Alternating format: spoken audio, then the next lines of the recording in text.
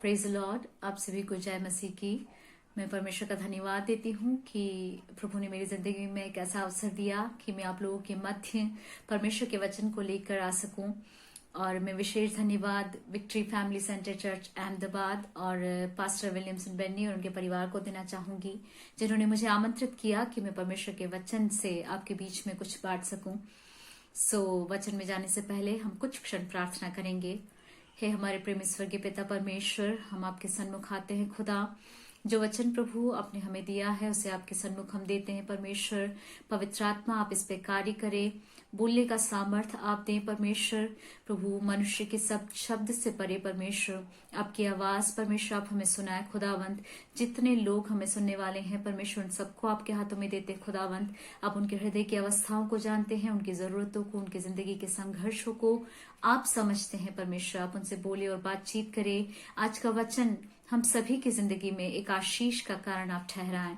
आपने प्रार्थना सुनी से धन्यवाद मांगते हैं खुदावंत यीशु मसीह के नाम से। सुने और कबूल करे प्रेम पिता। आमेन आमेन। जो विषय मैं आज आपके साथ बांटना चाहती हूँ उसका नाम है व्हेन वुमेन प्रे, जब स्त्रियां प्रार्थना करती हैं। सबसे पहले विषय में जाने से पहले मैं प्रार्थना के बारे में जरूर कुछ कहना चाहूंगी। एक मसीही के जीवन की कल्पना प्रार्थना के बिना संभव नहीं है। A prayerless Christian is a powerless Christian. हर एक आत्मिक स्रोत हमारा जो है, या आत्मिक सामर्थ्य जो हमें देता है, परमेश्वर के साथ हमारे जुड़ने की जो कड़ी है वो प्रार्थना है। यीशु मसीह पे हमने विश्वास किया, इसलिए हमें उद्धार मिला। इस वजह से हम परमेश्वर के साथ फिर से मेल मिलाप में आ चुके हैं। लेकिन उस कड़ी को बनाए रखने का काम जो करती है वो प्रार्थना है। प्रार्थना सिर्फ एक जरूरतों की लिस्ट परमेश्वर के सामने ले जाके दे देना प्रार्थना नहीं है। प्रार्थना हमारे दिल को परमेश्वर के सामने उंडेलना है, हमारे हृदय के बोझों को परमेश्वर के सामने रखना है। प्रभु ने जो हमारे लिए किया है उन अच्छाइयों को याद करके उसे धन्यवाद देना प्रार्थना का हिस्सा है। प्रार्थना को किसी ने 4 भागों में डिवाइड किया है, जैसे कि उसका स्पेलिंग कहता है PRAY। P for praise, R for repentance, A for ask and Y for yield. मतलब P से सबसे पहले हमें परमेश्वर की स्तुति करनी है जब हम प्रार्थना में बैठते हैं। उसके बाद R मतलब रिपेंटेंस, हमारी जिंदगी में यदि कोई कमी घटी आई है तो परमेश्वर से उसके लिए हमें क्षमा मांगनी है और एक बार परमेश्वर के सामने खुद को समर्पित करना है। उसके बाद आस्क, उसके बाद जरूर हम अपनी जरूरतों को, या हम जिन स्थितियों से या परिस्थितियों से गुजर रहे हैं वो जरूर परमेश्वर के सामने हम बोल सकते हैं। वो हमारा प्रार्थना का तीसरा बिंदु। और चौथा यील्ड, हमने जरूर अपनी प्रार्थना की रिक्वेस्ट परमेश्वर के सामने रखी है, लेकिन उस पर परमेश्वर के हित के पूरे होने के लिए हमें समर्पित होना है। हमें यीशु मसीह की प्रार्थना जो कि गतसमना की वाटिका में यीशु मसीह के द्वारा की गई, जो कटोरा यीशु मसीह पीने वाले थे, या जो बोझ उन्हें उठाना था, जो क्रूस उन्हें उठाना था, वो उनके सहन से परे उन्हें लगा और उन्होंने पिता परमेश्वर से प्रार्थना की, हे पिता यदि हो सके तो ये कटोरा मुझसे हटा ले। लेकिन साथ में उन्होंने एक शब्द या एक पंक्ति और जोड़ी कि प्रभु मेरी नहीं लेकिन तेरी इच्छा पूरी हो। ये हमारी प्रार्थना का हिस्सा होना चाहिए। कई जरूरतें हैं, कई आवश्यकताएं हैं जो मनुष्य की रीति से जब हम सोचते हैं तो हमें उसका सोल्यूशन हमारी नजरों से दिखाई देता है। प्रभु अगर आप ऐसा करेंगे तो शायद मुझे मदद मिल जाएगी, यदि आप ऐसा करेंगे तो शायद मेरी जिंदगी के लिए ठीक रहेगा। कई बार प्रार्थना में हम परमेश्वर को सामने से सजेशंस दे बैठते हैं, लेकिन हम ये भूल जाते हैं कि हमारा परमेश्वर हमसे बेहतर जानता है कि क्या हमारे लिए भला है। वो हमारा पास्ट जानता है, वो फ्यूचर में हमारे साथ क्या होगा वो जानता है। हम जब प्रार्थना करते हैं तो हम आज को देख के प्रार्थना करते हैं, हमारे आज की परिस्थितियों को बदलने के लिए प्रार्थना करते हैं, लेकिन हमारा परमेश्वर जानता है हमारी आज की परिस्थितियां कैसे हमें कल के लिए तैयार करेंगी। इसलिए प्रार्थना में अंत में परमेश्वर के हित के लिए, उसकी इच्छा के लिए एक समर्पण होना जरूरी है। मेरा दूसरा जो मुख्य बिंदु है वो है जब स्त्रियां प्रार्थना करती हैं। स्त्रियों के बारे में भी मैं कुछ बोलकर अपने विषय में प्रवेश करूंगी। स्त्रियों की उत्पत्ति कैसे हुई? परमेश्वर ने सृष्टि रची, परमेश्वर ने आकाश पृथ्वी बनाया, परमेश्वर ने उजाले को बनाया, परमेश्वर ने अंधकार को बनाया, परमेश्वर ने जल को थल को बनाया, परमेश्वर ने जलचरों को बनाया, मछलियों को, हर तरह के जीव जंतुओं को बनाया, पेड़ पौधों को बनाया। छठवें दिन परमेश्वर ने मनुष्य को बनाया। वचन कहता है परमेश्वर ने जब आदम को बनाया, सब कुछ देखकर परमेश्वर ने कहा अच्छा है, लेकिन एक चीज परमेश्वर को ऐसा लगा कि आदम का अकेला रहना अच्छा नहीं है। परमेश्वर ने सोच समझकर डिजाइन कर आदम के लिए एक साथी को तैयार किया और उसे परमेश्वर ने स्त्री बनाया है। एक साथी के रूप में जो उसे दिया वो स्त्री है। तो हमें ये समझना जरूरी है कि स्त्री सिर्फ परमेश्वर की नजर में उसकी कोई कीमत नहीं है, ऐसा नहीं है। परमेश्वर ने एक मनुष्य की क्या कमी है उसको दूर करने के लिए, उसके खालीपन को दूर करने के लिए बहुत सोच विचार कर अपने स्वर्गीय उस योजना के मुताबिक एक स्त्री का निर्माण किया या उसकी सृष्टि की या उसकी रचना की है। सो स्त्रियां, जब हम कई बार आसपास के समाज में, सोसाइटी में देखते हैं, एक दूसरा दर्जा कई बार हम स्त्रियों का देख पाते हैं, लेकिन परमेश्वर की नजर में स्त्री और पुरुष एक समान है। ये हम उत्पत्ति में देख सकते हैं। उत्पत्ति पहले अध्याय में ही परमेश्वर कहता है, उत्पत्ति 1 का 27वां वचन, तब परमेश्वर ने मनुष्य को अपने स्वरूप के अनुसार उत्पन्न किया, अपने ही स्वरूप के अनुसार परमेश्वर ने उसको उत्पन्न किया और नर और नारी करके उसने मनुष्यों की सृष्टि की। मतलब परमेश्वर ने न केवल नर को अपने स्वरूप में बनाया, लेकिन नारी को भी परमेश्वर ने अपने स्वरूप में बनाया है। तो एक चीज बहनों जो हमें याद रखनी है कि हम, दुनिया हमें किसी भी नजर से देखे, लेकिन हम परमेश्वर के स्वरूप में बनाए गए हैं। परमेश्वर की नजरों में हम कीमती हैं। दूसरी चीज जिसने मुझे सोचने पे मजबूर किया वो ये था कि आदम को बिल्कुल अंदाजा भी नहीं था, आदम ने सपने में भी नहीं सोचा था कि परमेश्वर ऐसा कुछ उसके लिए करेगा। परमेश्वर ने आदम को गाढ़ी निद्रा में डाल दिया और परमेश्वर ने उसी के शरीर से एक पसली निकालकर स्त्री का निर्माण किया। जब आदम की आंखें खुली तो परमेश्वर ने उसके सामने एक स्त्री को ले जाकर खड़ा कर दिया और हम देख सकते हैं ये आदम के लिए एक तोहफा था परमेश्वर की तरफ से। हम जब किसी से प्यार करते हैं और हम उनके लिए कुछ अच्छा करना चाहते हैं, तो हम जब उनके लिए एक तोहफा चूज करते हैं या उनके लिए एक उपहार लेना चाहते हैं, तो हम यूजुअली कैसा उपहार लेते हैं? कोई भी ऐरा गैरा उपहार नहीं लेंगे, हम जरूर उसके बारे में सोचेंगे।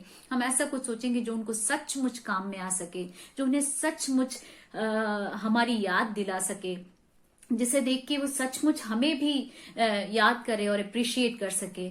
तो परमेश्वर ने जब आदम के लिए एक तोहफा तैयार किया या परमेश्वर ने आदम को एक उपहार देने का सोचा और या आदम को प्रसन्न करने का सोचा, तो जो बात परमेश्वर के मन में आई वो स्त्री थी। तो परमेश्वर की नजरों में हम मूल्यवान हैं।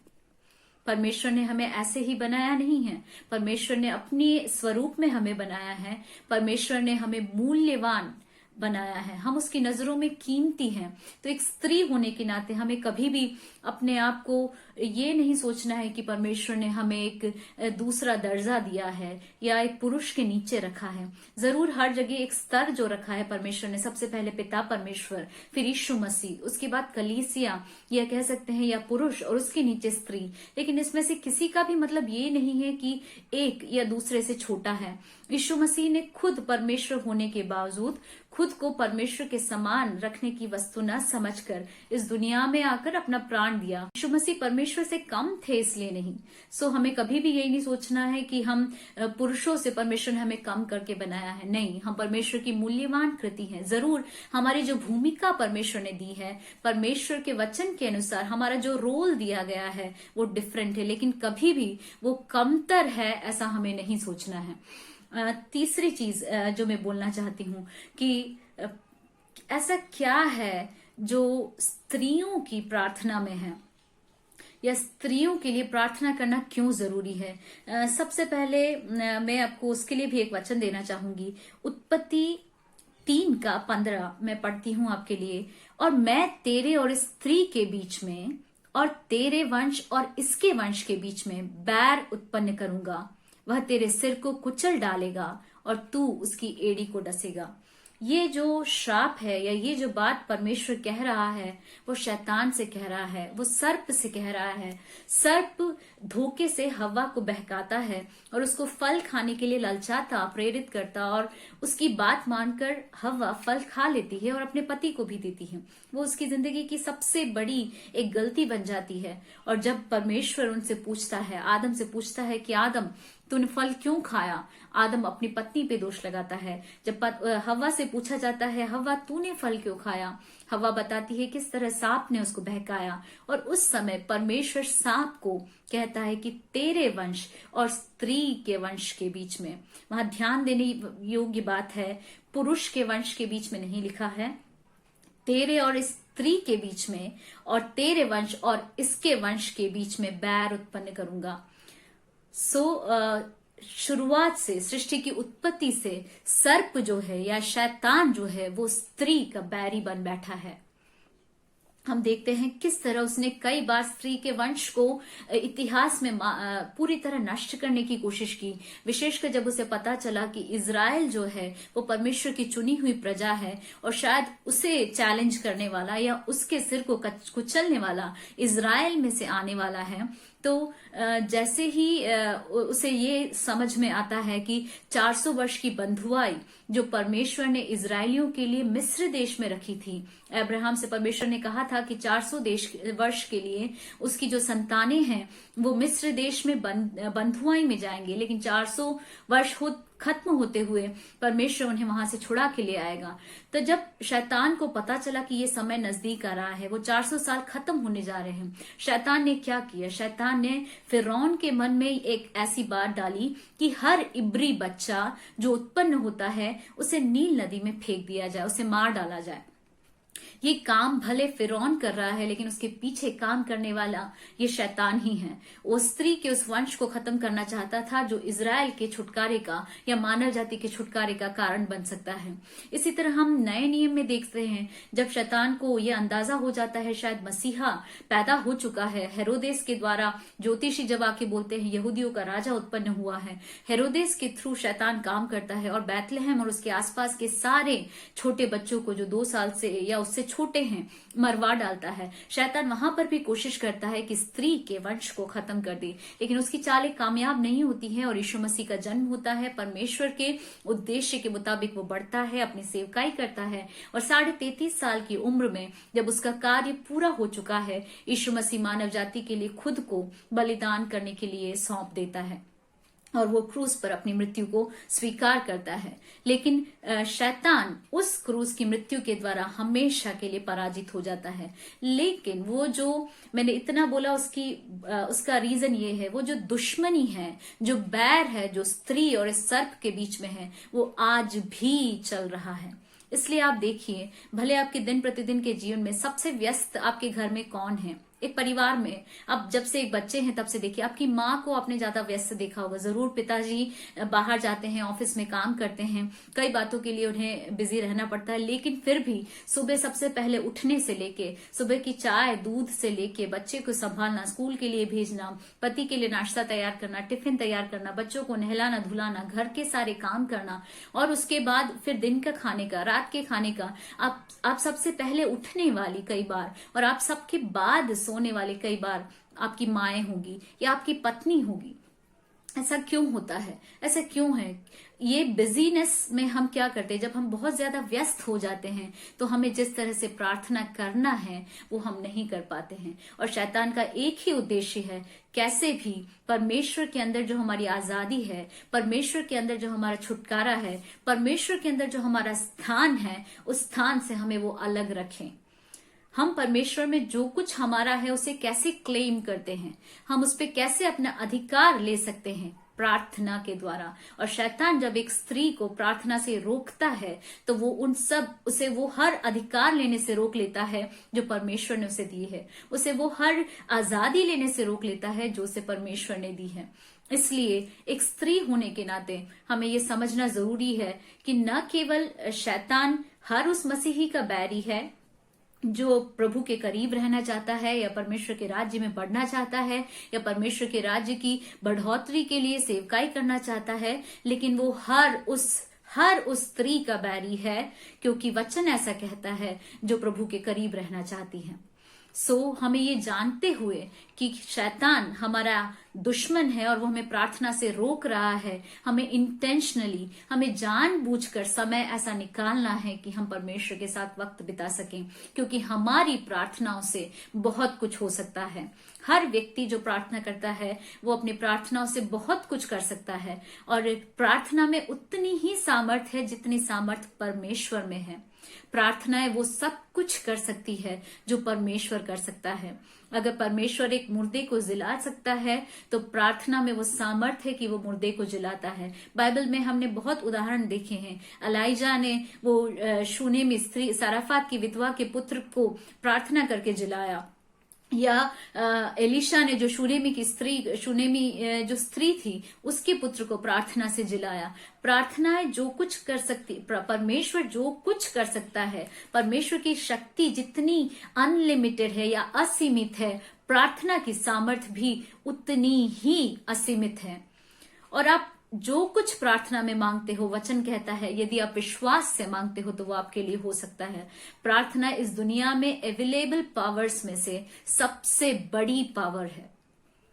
कई बार कमी क्या हो जाती है कि हम इसे जान नहीं पाते हैं। कई बार गलती कहाँ हो जाती है कि हम उसे समझ नहीं पाते हैं। जो अधिकार और जो सामर्थ परमेश्वर ने हमारी प्रार्थनाओं में दिया है, जब हम उसकी सच्चाई को समझ नहीं पाते हैं तो हम कई बार उसे इग्नोर करते हैं। मैं फिर बोल रही हूँ, प्रार्थना 2-4 मिनट परमेश्वर के सामने कि प्रभु आज आप दिन भर संभालना या मेरी ये जरूरतें पूरी कर देना, ये प्रार्थना नहीं है। पर प्रार्थना परमेश्वर के साथ आपका रिश्ता है। जब परमेश्वर के साथ आपका रिश्ता मजबूत है तो दुनिया की कौन सी चीज आपको हिला भी सकती है, कौन सी चीज आपको चुनौती दे सकती है? क्या बीमारी, क्या गरीबी, क्या दुख, क्या अकाल या सताव? पौलुस को किस चीज ने इतना सामर्थ्य दिया है? परमेश्वर के साथ उसकी फेलोशिप ने, परमेश्वर के साथ उसके जो रिश्ता था, संबंध ने उसको ये समझने को मजबूर किया या ये बोलने को मजबूर किया कि वो मसीह के प्रेम से उसको कोई अलग नहीं कर सकता है। प्रार्थना हमें परमेश्वर के साथ जोड़ती है। हम बाइबल में उदाहरणों में आएंगे। मैं बाइबल की कुछ स्त्रियों का एग्जाम्पल आपको देना चाहूंगी जिन्होंने प्रार्थना से किस तरह अपने परिवारों को बचाया, अपने देश को बचाया, अपने पतियों को, अपने बच्चों को बचाया। ऐसी कई चीजें बाइबल में मेंशन है और मैं आप लोगों के सामने वो रखना चाहूंगी। सबसे पहले इसके लिए हम लोग लेंगे पहला शमूएल, उसका पहला अध्याय और उसका 10वां वचन। पहला शमूएल पहला अध्याय और उसका 10वां वचन। वह मन में व्याकुल होकर यहोवा से प्रार्थना करने और बिलख बिलख कर रोने लगी, और उसने यह मन्नत मानी, हे सेनाओं की यहोवा, यदि तू अपनी दासी के दुख पर सचमुच दृष्टि करे और मेरी सुधि ले और अपनी दासी को भूल न जाए और अपनी दासी को पुत्र दे, तो मैं उसे उसके जीवन भर के लिए यहोवा को अर्पण करूंगी और उसके सिर पर छुरा फिरने न पाएगा। ये बहुत ही जानी पहचानी एक प्रार्थना है। लगभग सभी मसीही लोग जब प्रार्थना के बारे में कहते हैं, विशेषकर स्त्रियों की प्रार्थना के बारे में कहते हैं, तो हन्ना का नाम लिए बिना वो नहीं छोड़ेंगे। क्योंकि जिस तरह हन्ना ने प्रार्थना की, वर्षों से उसको पुत्र नहीं था। उसके पति एल्काना की 2 पत्नियां थी, एक का नाम हन्ना और दूसरी का नाम पेनिन्ना। पेनिन्ना के बच्चे थे लेकिन हन्ना के बच्चे नहीं थे। वर्ष दर वर्ष हन्ना परमेश्वर के मंदिर में जाती थी, वो आराधना करती थी, वो परमेश्वर से मांगती थी कि परमेश्वर उसे पुत्र दे।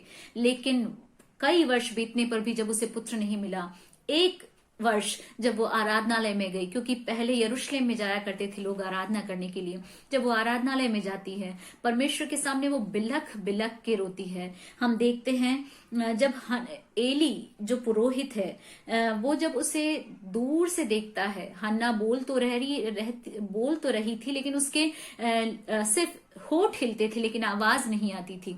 वो दिल इतना उसका टूट चुका था कि उसके पास शब्द नहीं थे कि वो परमेश्वर से क्या कहे। लेकिन वो जब टूट टूट के रोती है और केवल उसके होठ हिलते हैं तो एली को ऐसा लगता है कि वो नशे में है। क्या आपने इस हद तक प्रार्थना की है कि कोई जब आपको देखे तो उसे लगे कि ये नशे में है, इसे ये अपनी सुध बुध खो चुका है? क्या परमेश्वर को उस तरह से आपने प्रार्थना में स्पर्श किया है?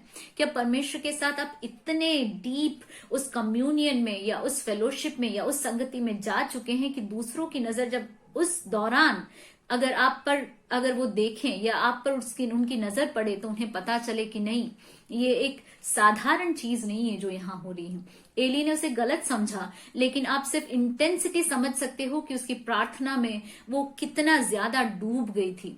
हमारी प्रार्थनाएं कई बार स्कैटर्ड थॉट्स के साथ होती है, हमारा एकाग्रता के साथ नहीं हो पाती कई बार। लेकिन देखिए, जब हन्ना परमेश्वर से बोल रही है तो परमेश्वर और हन्ना के बीच में और कोई नहीं है वहां। हन्ना को परवाह नहीं है कि कौन उसे देखता है, हन्ना को परवाह नहीं है कि लोग उसके बारे में क्या सोचेंगे, हन्ना को परवाह नहीं है कि कोई और क्या कहता है। वो जो परमेश्वर से कहना चाहती है वो प्रार्थना में कहती है। और हम देखते हैं हन्ना का जवाब, देखिए 15वें अध्याय का पहले अध्याय का 15वां वचन का लास्ट लाइन, मैंने अपने मन की बात खोल कर यहोवा से कही है। वो बोलती है कि मैंने कोई दाखमधु नहीं पिया, मैं दुखी स्त्री हूं। और मैंने क्या किया है, मैंने अपने मन की बात खोलकर परमेश्वर से कही है। जैसे मैंने आपको पहले बोला, प्रार्थना, prayer is the unveiling of your heart. आपके दिल के ऊपर जो पर्दा पड़ा है उसको हटा देना परमेश्वर के सामने प्रार्थना है। अपने दिल को परमेश्वर के सामने उंडेल देना प्रार्थना है। हन्ना की प्रार्थना से क्या होता है? हन्ना की प्रार्थना से एक शमूएल उत्पन्न होता है। वो शमूएल जो ऐसी पीढ़ी में जन्म लेता है जब याजक बिगड़े हुए हैं, जब याजक के पुत्र परमेश्वर के रास्तों पे नहीं चलते हैं। हम देख सकते हैं हन्ना की प्रार्थना से एक धर्मी पीढ़ी जन्म लेती है। और वो शमूएल जब बड़ा होता है तो उसके बारे में कहा जाता है कि वो जो शमूएल था वो दान से लेके बेरशेबा तक परमेश्वर के नबी के रूप में, एक विश्वास योग्य नबी के रूप में जाना जाता है। हन्ना 3 से 4 साल तक शायद शमूएल को बड़ा करती है और उसके बाद वो लाके उसको मंदिर में सौंप देती है, जैसा कि उसने परमेश्वर से वादा किया था, यदि उसको पुत्र होता है तो वो परमेश्वर को देगी।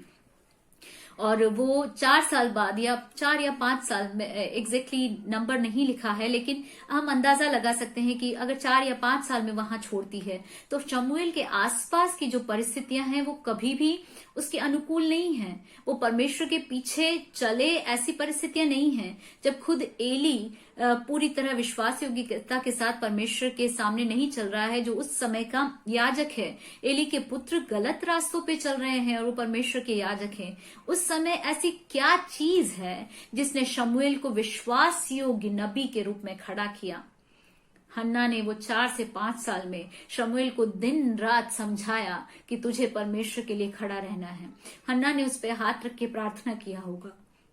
हर दिन हन्ना अपने बच्चे पर हाथ रख के प्रार्थना करती होगी, परमेश्वर इस पीढ़ी में जब मैंने अपने बच्चे को तेरे लिए समर्पित किया है, परमेश्वर उसे तू एक विश्वास योग्य और सच्चा सेवक बनाना।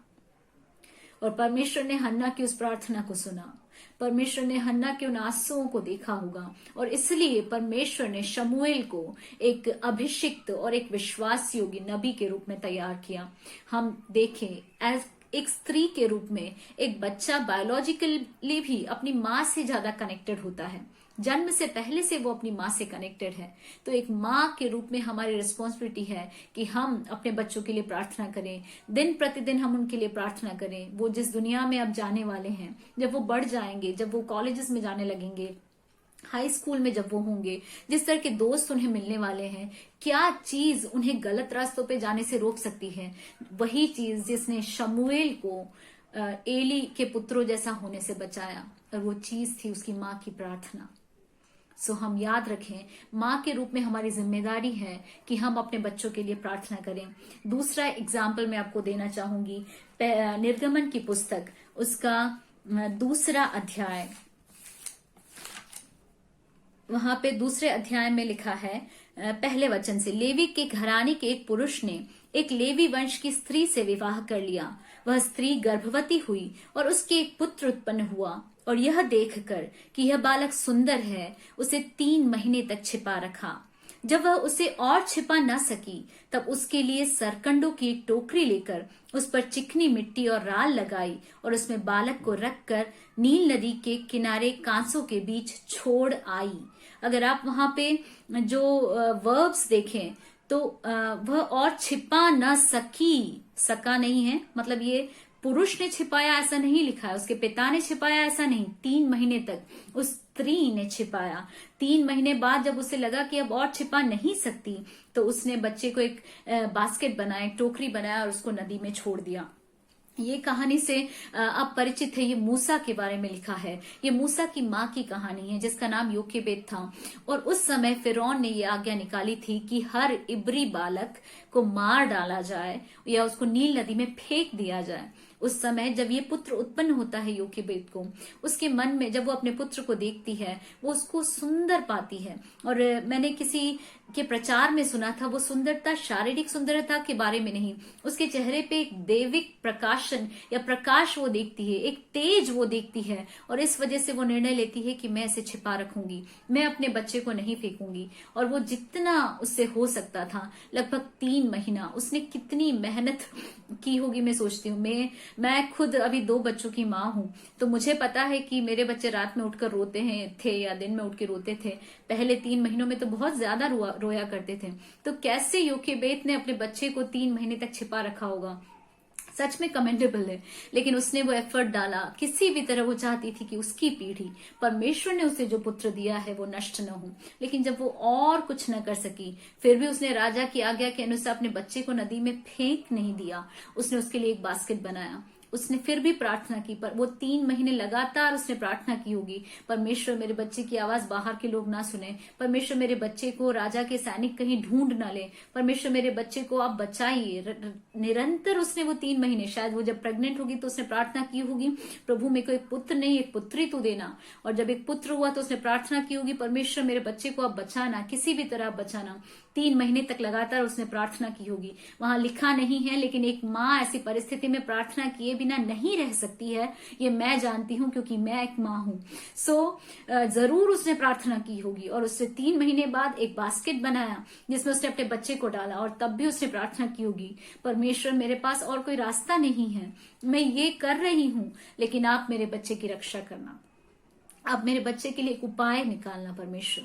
और हम देखते हैं परमेश्वर ने वो प्रार्थना जो बाइबल के इन वचनों में शायद मेंशन्ड नहीं है, जो अनकही प्रार्थना है, जो यहाँ पे जिसके बारे में और किसी ने लिखा नहीं है या और कोई जानता नहीं है, उस प्रार्थना को परमेश्वर ने सुना। और फिरौन की पुत्री वहां पे नहाने आती है और वो उस बास्केट को देखती है, उस बच्चे को अपने हाथों में लेती है। और उसी समय मूसा की बहन, बड़ी बहन जिसका नाम मरियम है, वो वहां पर इंतजार करके खड़ी है कि उस बच्चे का क्या होगा। जैसे ही उसे पता चलता है कि फिरौन की बेटी उसे देख रही है, तो तुरंत वो उसके पास जाती है और बोलती है कि आपको एक दाई की जरूरत है जो इस बच्चे को दूध पिला सके। वो भी शायद एक छोटी लड़की है, लेकिन शायद उसने भी अपने मन में प्रार्थना की कि प्रभु आप मेरे भाई को बचाना। और इस तरह उसकी प्रार्थना को सुनते हुए परमेश्वर फिरौन की बेटी के मन में काम करता है और वो बोलता है हाँ दाई को बुला के लेके आओ। और मूसा को उसी की माँ के हाथ में दे दिया जाता है कि उसके बड़े होने तक, थोड़े बड़े होने तक उसका पालन पोषण किया जाए, जब तक उसका दूध न छुड़ाया जाए, और फिर उसे राजमहल में छोड़ दिया जाए। और कितना धन्यवाद योकेबेद ने दिया होगा, कितना धन्यवाद, कितनी खुशी से उस माँ का दिल भर गया होगा उस परमेश्वर की विश्वास योग्यता को देखकर, जिसने उसके आंसुओं को और उसकी प्रार्थना को अनसुना नहीं किया। योकेबेद अपने बच्चे को घर लेके आई। वो धीरे धीरे जब बड़ा होने लगा, हर दिन का योकेबेद ने इस्तेमाल किया होगा, ठीक उसी तरह जिस तरह हन्ना ने किया, ये बोलते हुए कि हम इजरायली हैं, हम मिस्र के देश में, हम लोग बंधुआई में हैं, लेकिन परमेश्वर ने अगर तेरी जान को बचाया है, बाकी सब जब छोटे बच्चे, तेरी उम्र के बच्चों को उठा के फेंक दिया गया, सारे बेटों को उठा के फेंक दिया गया, परमेश्वर ने यदि तुझे जीवित रखा है तो परमेश्वर का तेरी जिंदगी के प्रति एक उद्देश्य है, तू इजराइल को शायद यहाँ से छुड़ाएगा। इस तरह की बातें दिन प्रतिदिन योकेबेद ने, जब तक मूसा उतना बड़ा नहीं हुआ, जब तक कि उसे राजमहल में नहीं ले जाना था, ये समझाई होंगी। और इसलिए बाकी कोई हम देखते हैं कि मूसा जब बड़ा होता है और वो जब उसे पता चलता है कि एक मिस्री इजरायली पुरुष को परेशान कर रहा है, तो वो मिस्री के विरोध में जाकर उसको मार डालता है, हत्या कर देता है उसकी। लेकिन मूसा के मन में इजरायलियों को बचाने की ये प्रेरणा कहाँ आई? राजमहल में ऐसा कोई नहीं था जो ये बता सकता या उसको ये समझा सकता कि उसे इसराइलियों को बचाना है। राजमहल में जो शिक्षा उसे दी गई वो मिस्री शिक्षा थी, जो उसे ज्ञान दिया गया, समझ दी गई, वो सब मिस्री शिक्षा थी। लेकिन क्या ऐसा था जिसने मूसा को राजमहल में पलने के बावजूद, बढ़ने के बावजूद, 40 वर्ष का हो जाने के बावजूद ये चीज उसके मन से नहीं जाने दी कि उसको इजरायलियों को बचाना है? वो जरूर योकेबेद की शिक्षा और योकेबेद की प्रार्थना है।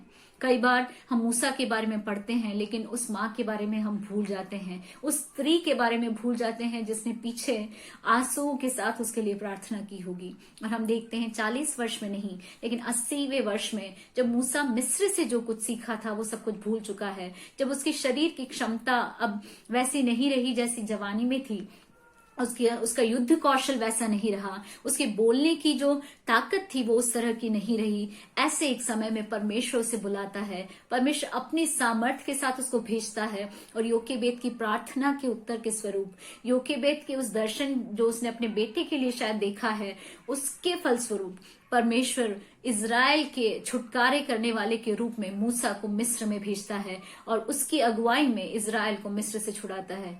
कितनी बड़ी गवाही परमेश्वर वहां पे हमें सिखा रहा है, कितनी बड़ी चीज प्रभु हमें वहां सिखा रहा है।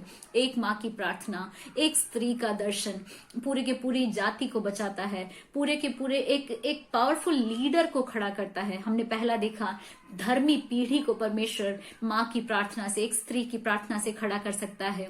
एक राइचस लीडर को या फिर एक पावरफुल लीडर को या नेतृत्व को परमेश्वर एक माँ की प्रार्थना से, एक धर्मी स्त्री की प्रार्थना से खड़ा कर सकता है। तीसरी चीज मैं आपसे शेयर करना चाहूंगी वो है एस्तेर की पुस्तक 3 अध्याय और उसका 16वां वचन। एस्तेर की पुस्तक 3 अध्याय और उसका 16वां वचन इस प्रकार लिखा है।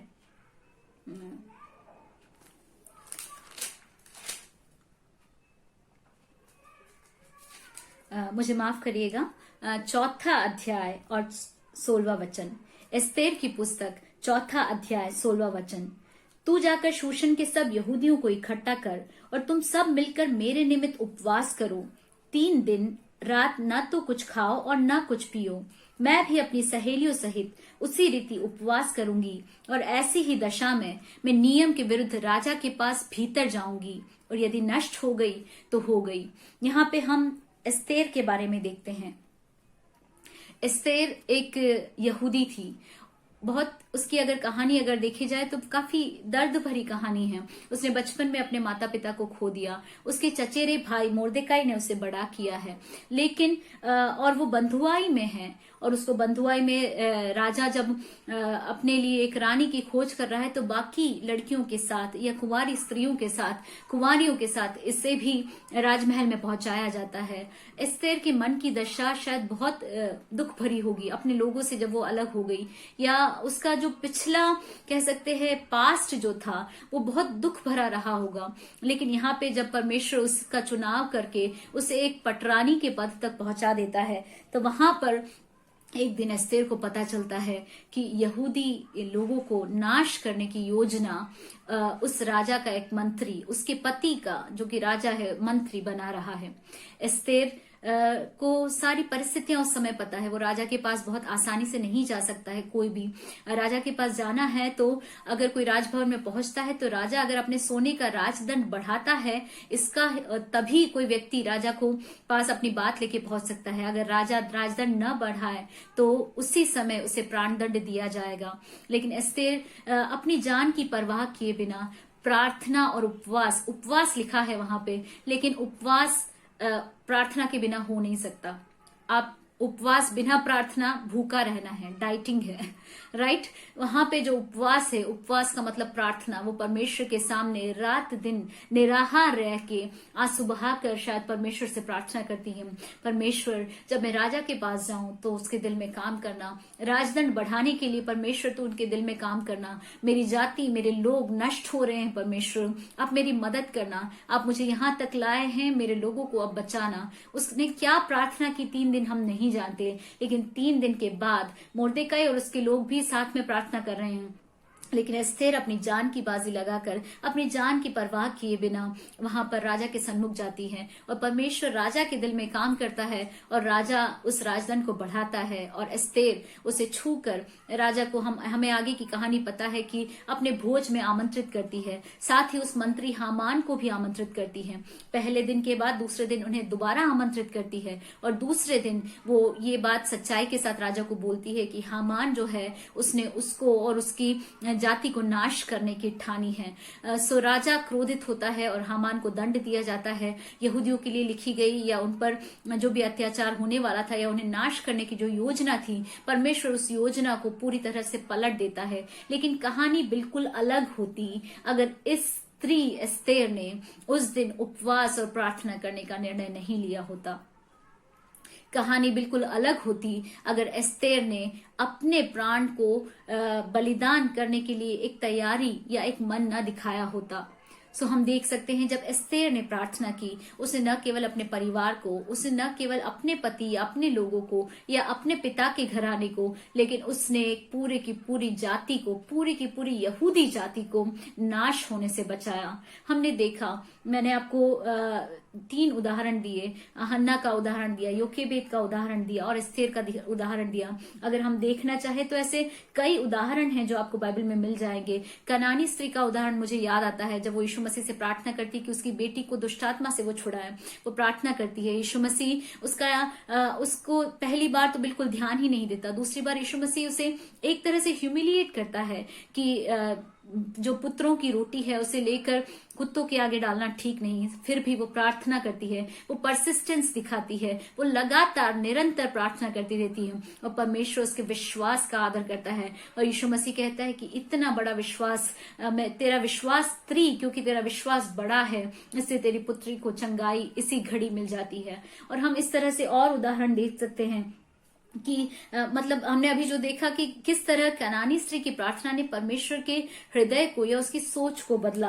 अगली प्रार्थना हम देख सकते हैं, या अगला एक स्त्री के बारे में देख सकते हैं, नओमी। कई बार हम रूत के बारे में पढ़ते हैं, लेकिन मैं आज आपको नओमी के बारे में बताना चाहूंगी। नओमी के साथ रूत का इतना जुड़ाव होने का कारण क्या है? रूत ने नओमी में ऐसा क्या देखा कि वो नओमी के परमेश्वर के पीछे चलने को तैयार हो गई? एक मोआबिन स्त्री क्यों अपना देश, अपने लोग, अपनी जाति को छोड़कर यहूदी जाति की बनने को तैयार हो गई, जब उसे कोई उम्मीद नहीं थी? उसको नहीं, ऐसा बिल्कुल भी उसको उम्मीद नहीं थी कि अगर वो इजराइल में वापस लौट के आएंगे या बैतलहम में वापस लौट के आएंगे तो उसका विवाह हो जाएगा, क्योंकि मोआबी स्त्री को इजरायली लोग आसानी से ग्रहण नहीं करते। लेकिन फिर भी अपने भविष्य की चिंता किए बिना, अपने बारे में कुछ अच्छा कुछ होगा या नहीं, उससे कोई विवाह करेगा या नहीं, ये सोचे बिना उसने बोला कि तू जहां जाएगी वहां मैं आऊंगी, तेरा परमेश्वर मेरा परमेश्वर होगा। ओ, कितनी बड़ी गवाही नओमी जरूर रूत के सामने रही होगी। नओमी ने अपनी लाइफ से रूत को इतना इम्पैक्ट किया कि रूत को लगा कि भले मेरे साथ कुछ भी हो, मैं अपनी सासू माँ को छोड़कर या अपनी मदर इन लॉ को छोड़कर कहीं नहीं जाने वाली, और मैं इसी परमेश्वर के पीछे चलना चाह रही हूँ। उसने अपनी विश्वास योग्यता दिखाई अपनी मदर इन लॉ के साथ, और उस विश्वास योग्यता का परमेश्वर ने आदर किया। मैं नओमी को अप्रिशिएट करती हूँ कि उसने अपनी जिंदगी से ऐसा दिखाया। A praying women is an impacting women. एक स्त्री जो प्रार्थना करती है वो प्रभावशाली होती है। आप न केवल अपनी जिंदगी में उसका प्रभाव देखते हो, आप दूसरों की जिंदगी को प्रभावित करते हो। जब आप प्रार्थना करते हो, आप दूसरों को प्रार्थना करने के लिए प्रेरित करते हो। सो हम शुरू से देख सकते हैं, एक धर्मी पीढ़ी को खड़ा कर सकती है एक स्त्री की प्रार्थना, एक धर्मी नेतृत्व को खड़ा कर सकती है एक स्त्री की प्रार्थना। परमेश्वर के हृदय को, उसके विचार को प्रभावित कर सकती है, बदल सकती है। जैसे कि कनानी स्त्री ने अपनी पुत्री के विषय में, छुटकारे के विषय में यीशु मसीह से प्रार्थना करके छुटकारा पाया। एक प्रार्थना करने वाली स्त्री अपनी पूरी जाति को, अपने देश को बचा सकती है। एक प्रार्थना करने वाली स्त्री दूसरों की जिंदगी को इम्पैक्ट कर सकती है। अगर हम प्रभाव देखने जाए तो बहुत सारे हैं। परमेश्वर किस तरह हमारी प्रार्थनाओं के द्वारा काम करता है। स्त्री और पुरुषों पर एक समान लागू होती है, लेकिन हमें समझना है, जैसे मैंने शुरुआत में कहा, शैतान हमारा शत्रु है, हर मसीही का वो शत्रु है, लेकिन विशेषकर स्त्रियों का। उन्हें बिजी रखकर, उनके इमोशंस के साथ खेलकर, उनको भावनात्मक रूप से परेशान करके, चोट पहुंचाकर या उनको दुखी कर डिप्रेशन में डालकर वो चाहता है कि हम परमेश्वर के पास न जाए, क्योंकि उसे पता है अगर हम किसी एक चीज के पीछे लग गई तो हम एक छुटकारे को लिए बिना वापस लौटने वाली नहीं है। हम एक परसिस्टेंस के साथ परमेश्वर के पीछे लगी रहेंगी। सारी स्त्रियां जो हम बाइबल में देखती हैं, जो जो छुटकारा उन्होंने पाया है, जो जो जिंदगी में उन्होंने बरकतें पाई हैं, वो उनके लगातार या निरंतर प्रार्थना करने की वजह से है, निरंतर परमेश्वर के साथ लगे रहने की वजह से है। हम नए नियम में हन्ना करके एक प्रोफेटस को देखते हैं। जब यीशु मसीह को वो लोग प्रतिष्ठा करने के लिए, जब यीशु मसीह को लेके मंदिर में जाते हैं, उस समय पर वो स्त्री, कहते 84 वर्ष से जो विधवा है, वो रात दिन प्रार्थना करते हुए उपवास के साथ परमेश्वर के भवन में लगी रहती थी। इस तरह की कई स्त्रियां हैं। हम लोइस और यूनिके के बारे में जानते हैं, जिन्होंने तिमोथी जैसे एक पुत्र को और एक नाती को जन्म दिया है, कि उनका विश्वास उन्होंने अपने बच्चों में दिया है। हम अपने पतियों को इम्पैक्ट कर सकते हैं, उनकी जिंदगी में आने वाले चैलेंजेस को हम प्रार्थना में लेकर उनकी मदद कर सकती है, उनका सपोर्ट बन सकती हैं। जिस उद्देश्य से परमेश्वर ने हमें बनाया है, हमें एक सहायक रहना है अपने पतियों का, उनके जिंदगी में आने वाले टेम्पटेशंस को फेस करने के लिए। जितना हम उनके लिए एक शील्ड बन सकती है, हमारी प्रार्थना है उनके लिए एक शील्ड बन सकती है। चाहे वो नौकरी के विषय हो, चाहे वो टेम्पटेशन के विषय हो, चाहे वो हेल्थ संबंधी विषय हो, जो भी विषय आज आपकी जिंदगी में है, आप याद रखिए, अगर आप प्रार्थना में उसे परमेश्वर के सामने लेके आएंगी तो परमेश्वर जरूर उसका उत्तर देगा। आप अपने बच्चों को प्रभावित कर रही हैं, आप दिन प्रतिदिन जब प्रार्थना करती हैं, आप उन पे हाथ रख के जब प्रार्थना करती हैं, उनके सामने जब आप घुटनों पे बैठ के समय निकाल रही हैं परमेश्वर के सामने, आपको नहीं पता, आप जाने अनजाने उनकी जिंदगी में एक प्रभाव डाल रही हैं कि प्रार्थना जरूरी है, और आपकी प्रार्थनाएं उनकी जिंदगी में एक छुटकारे का कारण बनेगी। मैं आप सबको एनकरेज करना चाहती हूँ, जितने लोग मुझे सुन रहे हैं, चाहे आप स्त्री हैं, पुरुष हैं, आप समझे परमेश्वर में आपकी जो बुलाहट है, परमेश्वर ने आपको जिस चीज के लिए तैयार किया है, परमेश्वर ने जो कॉलिंग आपकी जिंदगी में रखी है, परमेश्वर ने एग्जैक्टली परमेश्वर आपकी जिंदगी से क्या करना चाहता है, उसको समझने के लिए आपको परमेश्वर के साथ बैठना जरूरी है। और जब परमेश्वर के आप साथ बैठेंगे तो जरूर परमेश्वर अपनी चीजों को, अपनी बातों को आप पर रिवील करके देगा। आपकी प्रार्थनाएं आपके परिवार के लिए, आपके पतियों के लिए, आपके बच्चों के लिए छुटकारे का कारण बनेगी। परमेश्वर हमारी सहायता करे कि हम एक साथ इन दिनों प्रार्थना में लगे रहे, हम अपनी इस बुलाहट को पहचाने, और शैतान जब हमारी प्रार्थना में अवरोध डालने लगे तो हम यीशु मसीह के नाम से उसे दूर करें, और वो समय जो परमेश्वर को देना है उसे सही रूप में परमेश्वर के सन्मुख दे। एक अपने दिन का एक श्रेष्ठ भाग परमेश्वर के साथ बिताएं, और ये न केवल हमारे व्यक्तिगत जीवन में हमें एक विजयी मसीही जीवन जीने के लिए सहायता करेगा, लेकिन हमारे परिवार को और हमारे बच्चों को, हमारी पीढ़ी को वो जरूर प्रभावित करेगा। और मैं आशा करती हूँ पवित्र आत्मा ने जरूर आपसे बात की है, और परमेश्वर का मैं धन्यवाद देती हूँ कि मुझे ये अवसर परमेश्वर ने दिया है। एक बार पास्टर विलियमसन, उनके परिवार को धन्यवाद देना चाहती हूँ। मैं 2 शब्द प्रार्थना करके अपने इस मैसेज को यहीं समाप्त करना चाहूंगी। है हमारे प्रेमी स्वर्गीय पिता परमेश्वर, आपका धन्यवाद देते हैं खुदावंत। हम विश्वास करते हैं खुदा, आपने आज हमसे बातचीत की है, आपने हमें समझाया है परमेश्वर कि हमें प्रार्थना में समय निकालना है, क्योंकि हमारी प्रार्थनाएं हमारी जिंदगियों को इम्पैक्ट करती हैं परमेश्वर। हमारी प्रार्थनाएं प्रभु आप तक आपके जो रिसोर्सेज है वो हमारे लिए खोलती हैं। हमारी प्रार्थनाएं हमारी जनरेशन को इम्पैक्ट करती है, उनकी सुरक्षा करती है, उनके लिए छुटकारा लाती है। हमारी प्रार्थनाएं हमारे परिवार के लिए एक ढाल है परमेश्वर। इन दिनों हमारी सहायता करें कि हम उस तरह से प्रार्थना कर पाए, हम तेरे सन्मुख समय बिता पाए, और शैतान जो अवरोध हमारे सामने लाता है, जो रुकावटें हमारे सामने लाता है, उसे समझकर उसका सामना कर कर परमेश्वर एक विजय उस पर पाने के लिए प्रभु सहायता कर। प्रभु हमें समझने दे, अच्छे से ग्रहण करने दे कि प्रार्थना कितनी ज्यादा जरूरी है। परमेश्वर हमें एक पावरफुल लाइफ लीड करने दे, हमें एक ओवरकमर लाइफ लीड करने दे। परमेश्वर इंद्र तू मदद कर, सहायता कर, सुनने वाले हर एक को आप ब्लेस करें। परमेश्वर आपने मुझे बोलने के लिए बलवंत किया, धन्यवाद। प्रार्थना सुनने से धन्यवाद, खुदावंत यीशु मसीह के नाम से मांगते हैं, आमीन आमीन आमीन। Thank you everyone, thank you.